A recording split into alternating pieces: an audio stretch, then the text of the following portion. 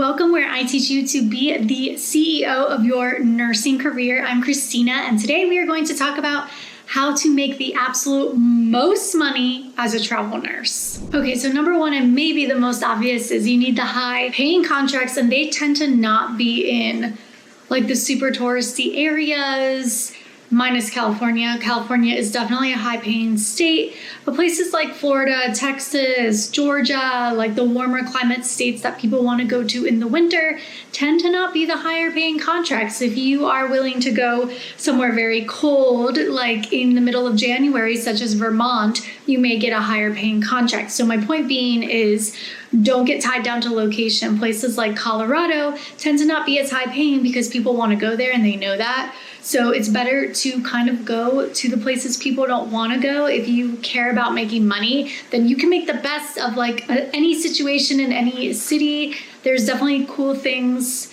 to be offered, like money at the non-popular cities and states. And they may just surprise you. You might actually really like a city you didn't think you would. But definitely the biggest way to make money as a travel nurse is to keep your options open and be willing to go anywhere. The cheaper the housing, the more money you are going to make. We are in a crazy housing market right now. It is very difficult to find affordable housing, but the less money you spend on housing, the more money goes in your pockets. There are different ways to do this. You can go find housing on Furnish Finder, Airbnb, renting a place from a friend or family member, whatever you can do to get that cheap housing. Renting out a shared room would save you a lot of money. Now, that's not something I personally like to do, but if you're okay with it, then you're definitely gonna save more money than if you rent an entire place by yourself. Everyone's gonna have different comfort levels with this, but the less you spend on housing, the more money you make.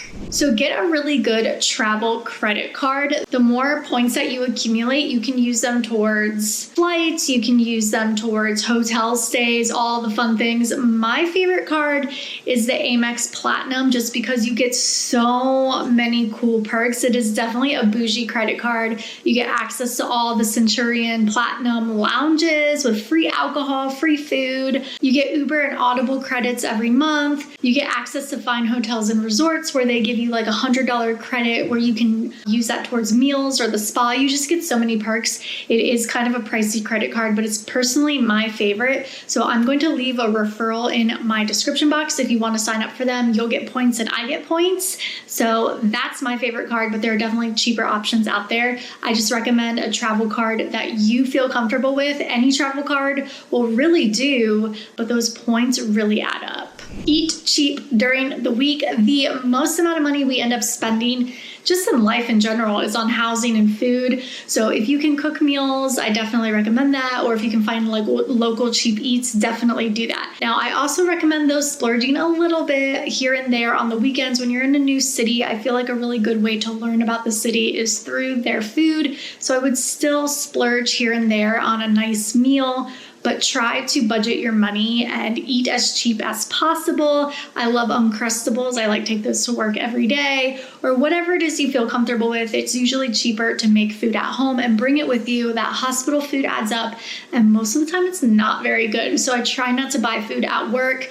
If I'm going to spend money on food, I'd rather it be like a really nice meal. Pick up overtime. Your overtime rate will be in your contract, and it's a ton of money, usually hundreds of dollars. You're in a new city. You don't really probably have a life anyway, so you might as well work extra and make that overtime. Now, it's not for everybody. Some people are going to be really tired. I usually don't pick up overtime, but if you really want to cash in those paychecks, this is a great tip.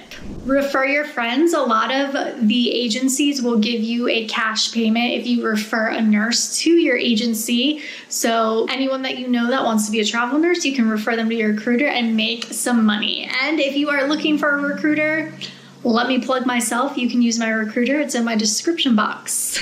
Don't call out of work unless you're really sick.